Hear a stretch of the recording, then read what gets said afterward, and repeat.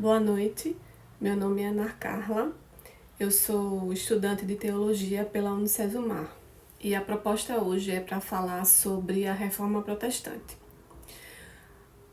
A Reforma Protestante, ao contrário do que muitos possam pensar ou imaginar, ela não iniciou apenas com Martinho Lutero quando colocou as teses na porta da igreja de Wittenberg.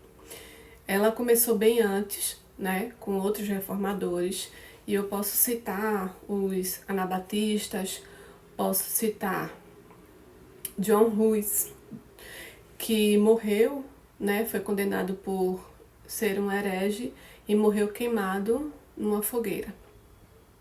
Porém, a Reforma Protestante com Lutero, ela teve sucessivos acertos, né, e conseguiu ter a reforma. Em 31 de outubro de 1517, o Martinho Lutero, um monge agustiniano e professor universitário, fixou as suas 95 teses na porta da Igreja Católica em Wittenberg, na Alemanha. Ele era um professor e monge agustiniano, e quando ele estava preparando as suas aulas, ele leu o texto de Romanos 1,17, onde fala que o justo viverá pela fé. A partir dali, Lutero começou a ver, né, situações que começaram a lhe incomodar, e ele pensou, né, que a igreja poderia ser modificada ali. Então, ele com seus amigos e alguns príncipes, e também tinham comerciantes, os burgueses e até a própria população estava insatisfeita com como a Igreja Católica estava conduzindo naquele momento. Porque a Igreja Católica, ela, naquele momento, no século XVI, ela era muito forte. Além dela ter uma postura de religião, ela também tinha uma postura de política. Ela determinava as coisas na vida das pessoas naquele momento, naquela região, naquela cidade, naqueles países. E isso fez com que as pessoas começassem a ficar insatisfeitas com o andamento que a Igreja Católica estava tendo naquele momento. E o que a gente pode pensar é que a Igreja Católica ela estava se distanciando das Escrituras Sagradas, do cristianismo, né? O marco inicial, podemos dizer, foi quando Martinho Lutero afixou na igreja de Wittenberg as suas 95 teses. Mas não podemos esquecer que vários fatores contribuíram para a Reforma Protestante.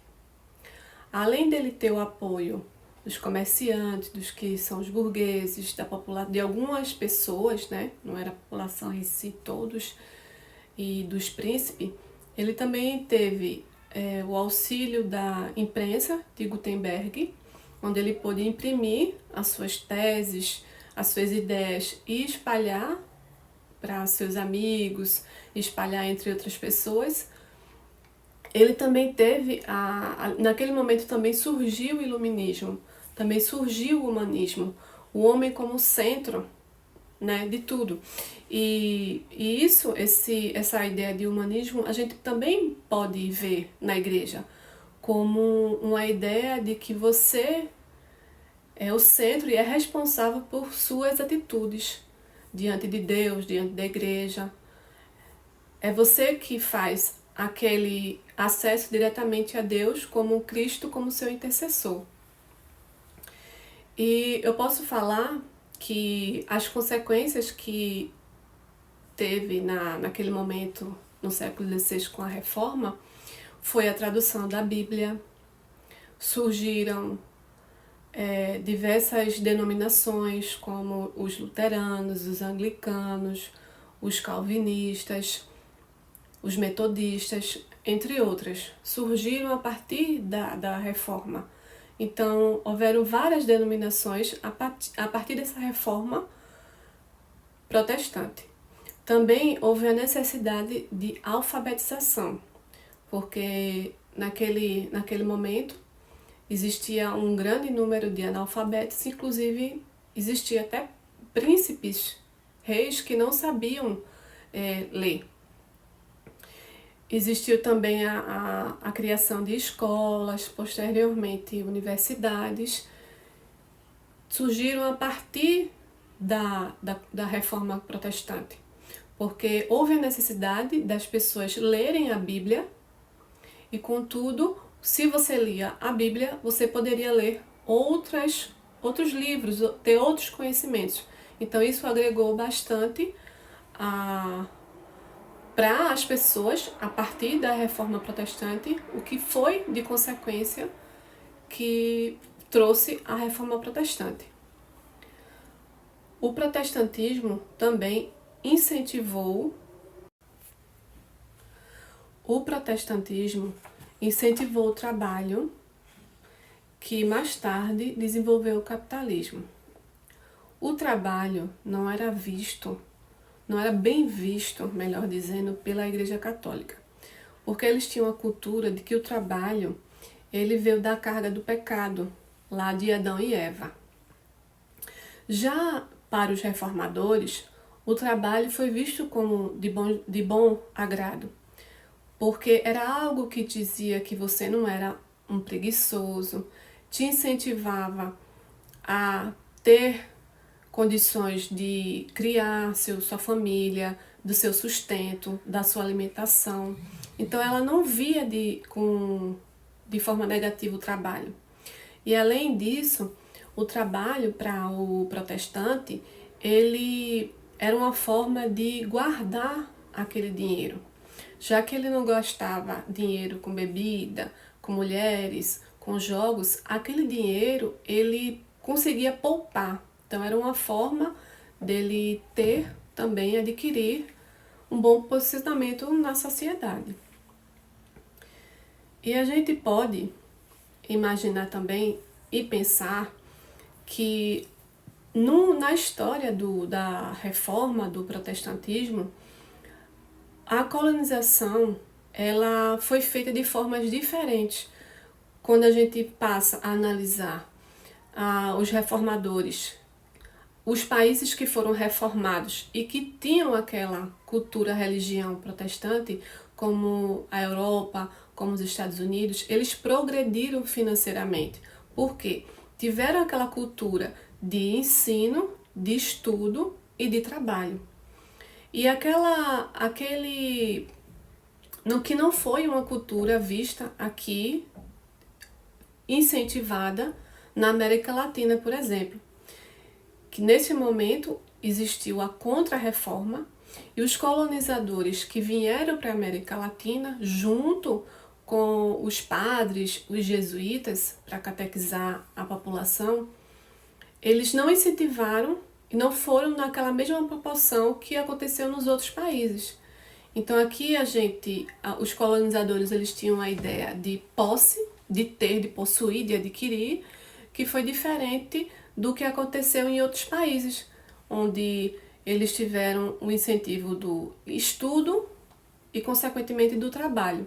Então, eles desenvolveram de uma forma bem positiva. A reforma, ela foi um evento bastante significativo para a humanidade ocidental ali no século XVI, porque houve uma mudança de estrutura tanto religiosa como cultural e social. O marco da reforma foi quando Martinho Lutero, ele afixou ali suas 95 teses e ali ele sugeriu, que a Igreja Católica mudasse algumas condutas que ali ela estava tendo. Então, ele foi chamado em 1521, numa reunião de príncipes, chamada Dieta de Worms, e ali a Igreja Católica queria que ele se retratasse das suas ideias, e ele não se retratou. E para mim, como pessoa, eu fiquei bastante impressionada, porque ali eu fico imaginando, como pessoa, aquela pressão diante daquela autoridade, daquelas autoridades que estavam ali, dos príncipes, da liderança da Igreja Católica, e na convicção que ele tinha, ele não se retratou e não mudou a sua opinião. E um dos fatos que eu pude ver aqui no livro da disciplina, foi uma frase que ele citou nessa dieta, que ficou bastante famosa, foi: a menos que eu seja convencido pelas escrituras e pela razão pura, e já não aceito a autoridade do Papa e dos concílios, pois eles se contradizem mutuamente, minha consciência é cativa da palavra de Deus. A partir dali, dele não ter feito sua retratação, ele foi excomungado pela Igreja Católica. E como ele tinha um salvo-conduto, ele tinha 21 dias que ele poderia viajar em segurança. Na sua viagem, ele foi escondido, pelos seus amigos e ficou num castelo durante um bom tempo. Ali cresceu cabelo, cresceu barba, e ele pôde traduzir o Novo Testamento, e conforme o livro da disciplina, apresenta que ele traduziu o Novo Testamento todo em 11 meses, que fez com que as pessoas pudessem ter acesso a esse Novo Testamento, onde as pessoas puderam ler a palavra de Deus a partir daquela tradução que Martinho Lutero fez da Bíblia para o alemão. Como eu já falei das consequências, que foi a tradução, o surgimento de denominações, a alfabetização e as escolas, isso foi um ponto que ficou bastante conhecido, essa tradução do Novo Testamento. Após esse período, houve uma outra reunião dos príncipes, a Dieta de Speyer, na cidade de Speyer, em 1526, onde foi decidido que cada príncipe poderia, assim, escolher se seguiria a Igreja Católica ou a Igreja Protestante. E após, houve também uma outra reunião, em 1529, também conhecida como a Dieta de Speyer, que fez uma retratação, a revogação dessa dieta, que permitia que as pessoas poderiam seguir a sua religião. E ali, como ele revogou, a Igreja Católica ela tinha que ser absoluta e não poderia existir nenhuma outra. Só que ali as pessoas já começaram a ter outros conhecimentos, começaram a ter outros entendimentos, e o protestantismo já tinha se formado em vários lugares. E o Lutero, ele fez uma criação que a gente pode seguir como a base das igrejas protestantes evangélicas, 5 solas. Porém, o livro, conforme o autor, ele retrata 3. Então, existe a sola escritura, que é somente a escritura, que a Bíblia é a única regra de fé e prática. A sola fide, somente a fé, ou seja, a justificação pela fé. A solos Christus, que é somente Cristo, só Cristo é o mediador entre o homem e Deus, como naquela época e hoje, a Igreja Católica, ela tem como se fosse o Papa, fosse o sumo sacerdote, é ele e Deus, e ele que dita tudo, e nessa solos Cristo, a gente já pode compreender de forma diferente. Além dessas 3, tem a solo gratia e a soli deo gloria, que é glória somente a Deus. E podemos falar também hoje de uma forma consciente da reforma, o que a reforma trouxe para os dias de hoje, para a nossa igreja. O que a gente pode agregar nos dias de hoje a partir da reforma? O que a gente pode pensar como igreja, não esquecendo, evidentemente, da reforma, do que nos proporcionou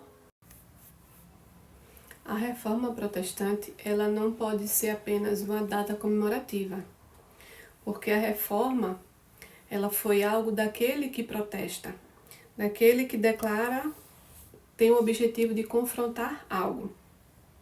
Então, o protestantismo, ela desafiou, né, a estrutura e o poder absoluto da igreja naquela época. E hoje, como protestante, como evangélica, a gente, todos nós que seguimos dessa mesma linha de fé e prática, devemos nos questionar como pessoas, porque devemos sempre estar, as igrejas, elas precisam sempre estar reformando, né, para que a gente possa seguir na estrutura da palavra de Deus, não esquecendo nenhuma dessas solas, dessas determinações, porque devemos seguir isso como regra prática para a gente, né? Então, para a igreja ela existente hoje, é de extrema importância compreender a importância que teve a reforma protestante. E lembrar também a reforma como uma importância de fé pessoal, a necessidade de estudar sempre as sagradas escrituras e de se reformar continuamente à luz da palavra de Deus.